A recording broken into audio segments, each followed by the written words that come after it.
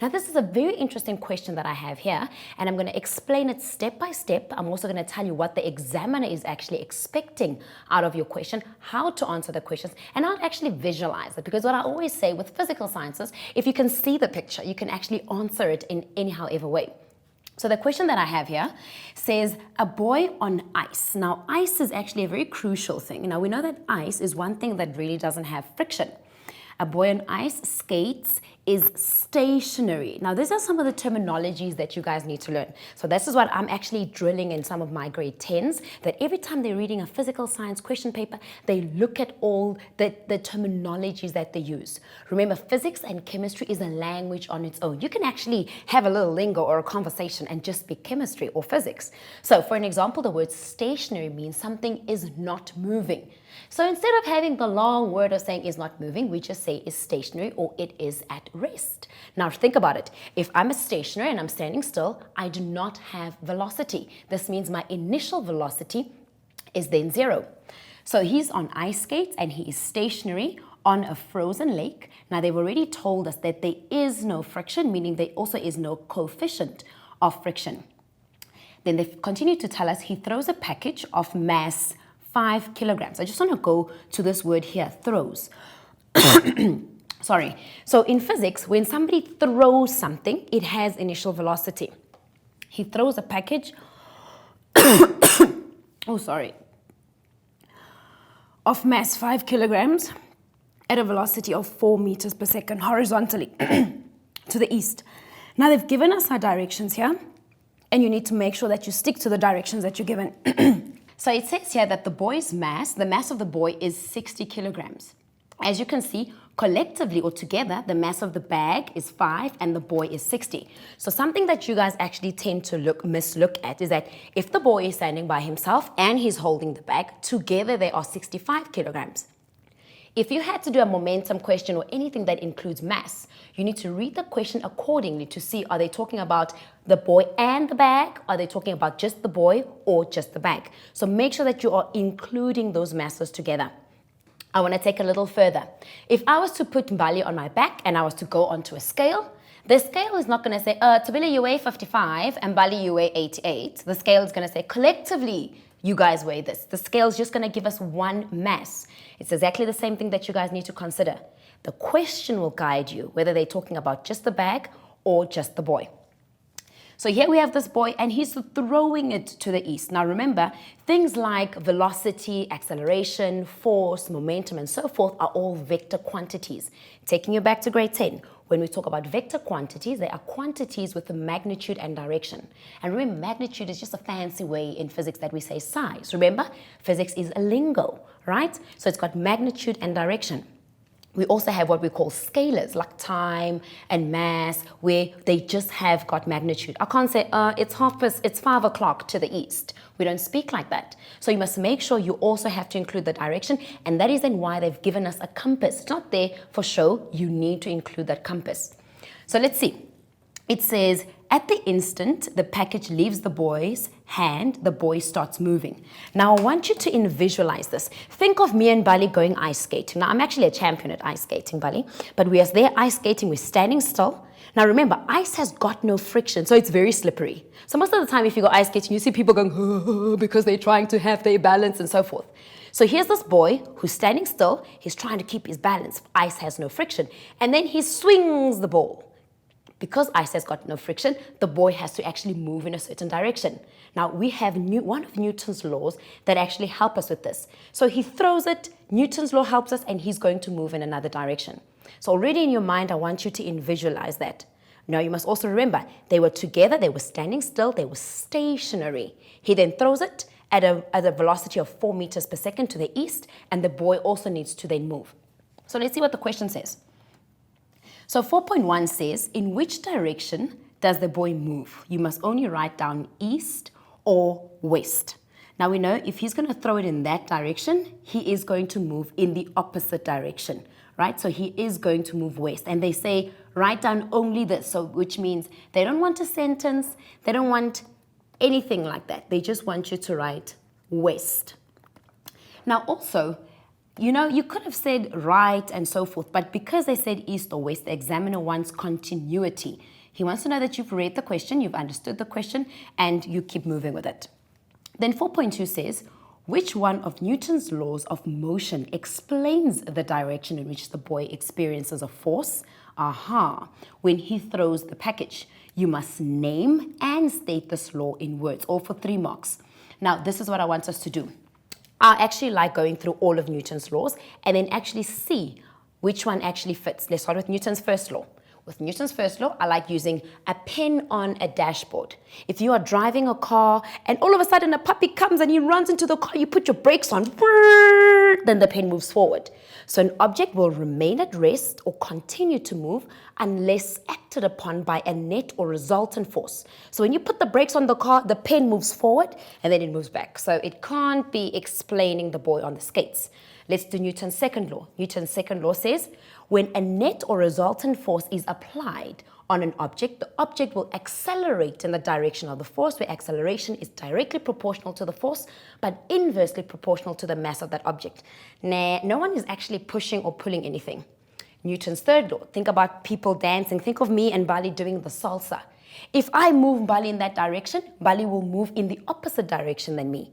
When object A exerts a force on object B, with now B is Mbali, Mbali will exert an equal but opposite force to object A, which is number A, which is Newton's third law. Newton's third law will explain the movement of the boy. The boy and the bag are moving together. He throws the bag in the one direction. But what does the bag do? It pushes or opposes the force of the boy in the opposite direction. The boy threw the bag to the east and the boy will move to the west in the opposite direction, an equal but opposite force. So then we must first state the law. So 4.2 will be Newton's third law. Please don't just write Newton's law. You must state which one. Newton's third law. Please don't write this. This is not right. Newton's third law. And then we need to state it. Now, I would suggest that you write full on English and make sure that it makes sense. When object A, now don't write object A like that because that means right? Hope Janet is very proud of me with my English terminologies today. So when object A exerts a force on object B, which means object B will exert an equal magnitude. You could have said force, magnitude on object A.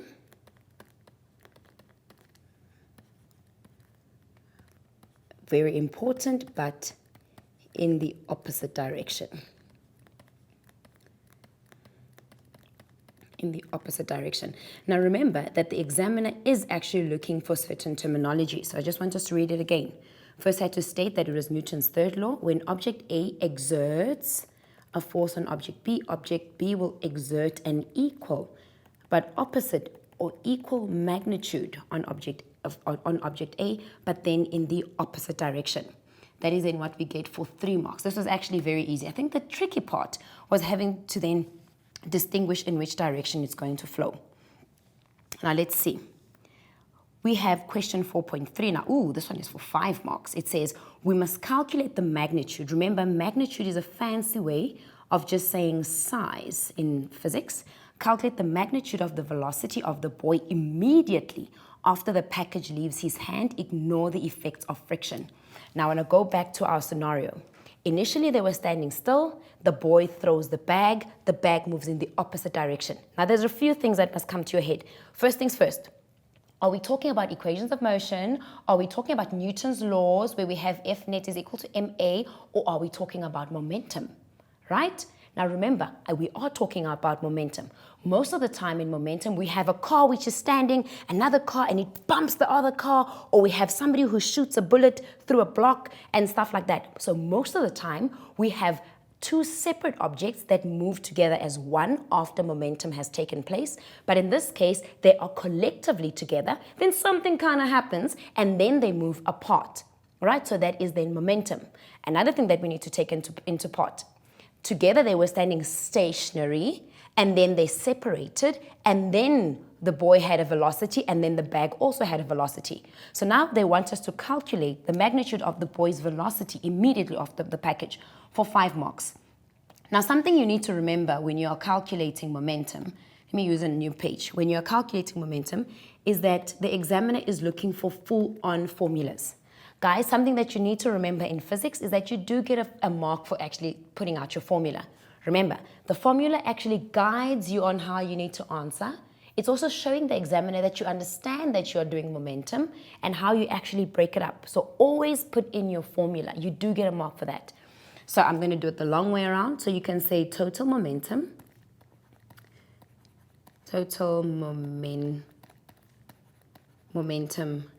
before. I'm also going to show you a short way is equal to total momentum after. Total momentum after.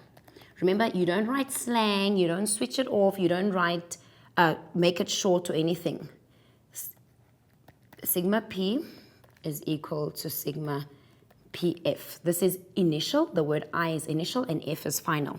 Now let's remember they were together, so we have the mass of the boy, I'm going to make it a capital B, plus he was holding a bag.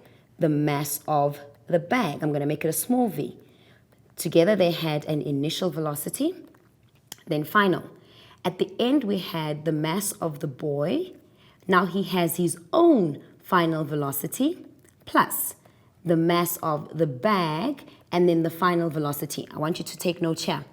I'm adding the masses here because they were together as one. Remember, me and Bali on a scale, the scale is only going to give us one mass. We are moving collectively. On this side here, you do not put the masses together because the boy threw the bag in this direction and then the boy moved in the opposite direction. We do not add the two masses. Now I'm going to add. The mass of the boy, we were told it's 60 kilograms. The mass of the bag is 5 kilograms, and they were stationary on ice with no velocity, with no friction. The mass of the boy is 60. The question says we must calculate the boy's velocity plus the mass of the bag, which was 5, and the boy threw the bag with a velocity of 4 meters per second. I'm going to do it the long way around. We've got 65 on this side. I'm going to multiply this by 0. So here I'm going to have 60 VF. Okay, this I can do in my head. This is then 20. I'm going to narrow it down. Remember, anything multiplied by 0 is 0. On this side, I'm going to have 60 VF plus 20. Now, this is all about mathematics. If I've got a number on this side and I'm taking it to the other side of the equation sign, the sign must change. On this side, it is a positive, but if I take it to the other side, it will be a negative 20 is equal to 60 VF. Now, between the 60 and the VF is multiplication. Remember, mass times velocity. I times the mass with velocity. That is how I then got the 60 VF. I cannot transpose the 60 on the other side. It's multiplication, which means I need to divide both sides with what is irritating the VF because that is what I'm looking for. In this case, it is the 60. I'm going to divide both sides by 60. 60 divided by 60 gives me 1, which means I'm only going to have VF. And I'm going to put that in my calculator. You are going to get a negative, but I'm going to explain to you what a negative means. Now remember that a negative in physics just means direction. So negative 20, divide that by 60. I'm going to say change. This is negative 0.33. Remember, always to 2 decimal places. The third number is a 3, so it does not change the second 3 to a 4. If this number was a number 5 or greater, meaning 5, 6, 7, 8, 9, then the 3 would have changed to a 4. Remember, you need to learn how to convert to 2 decimal places. So here I'm going to get negative 0.33. Now remember, you always add your meters per second. But now I want to show you guys something. In physical sciences, when something is a negative and when something is a positive, especially when we talk about forces, velocity, acceleration, and things like that, it simply only means direction, right? Now, I want you to think. I want to go back to this diagram here. This means if we had taken east as a positive and west as a negative. Now that we're getting a negative, it proves that the boy has actually moved in the opposite direction. I want to actually take it a little further to take it back where it comes from. Hypothetically speaking, if this was a block and this was me, and I'm pushing with a force of 100 newtons, and this is Mbali on this side, and Mbali is pushing with a force of 80 newtons, right? How are we going to know who is pushing more? We're going to say F is equal to 100 minus 80. This means I've taken this side as a negative and this side as a positive because they are coming from opposite directions, because I'm also pushing on this side, Mbali is also pushing on that side. So it means I have technically in my head, without knowing it, this is why physics is our everyday life, in my head somewhere, I have actually chosen one side as a negative and the other side as a positive. Now, this means if I say F is equal 100 minus 80 is 20, this means that Tobile is champion and Tobile has got more power than Mbali, right? How did I know that? 100 minus 80. It's exactly the same principle that we are using here. The negative just simply means direction. Now, in physical sciences, we don't talk about negative velocities. Remember, a velocity is a vector quantity. It has magnitude and it has direction. This is what you need to do. You remove that negative and you give it direction. In which direction did that boy move after he threw the bag? He threw the bag to the east. According to Newton's third law, equal but opposite force in the opposite direction, he moved to the west. So I write it again. I'm going to say VF is equal to 0.33 meters per second to the west, or you can say west. That is all that the negative sign is actually meaning. Let's go back here. Let me just add one here. So let's go, I think we have another question that we can answer. So we have 4.4. It says, how will the answer in question 4.3, which is the answer we got here, be affected if you must write down only increases, decreases, or remains the same?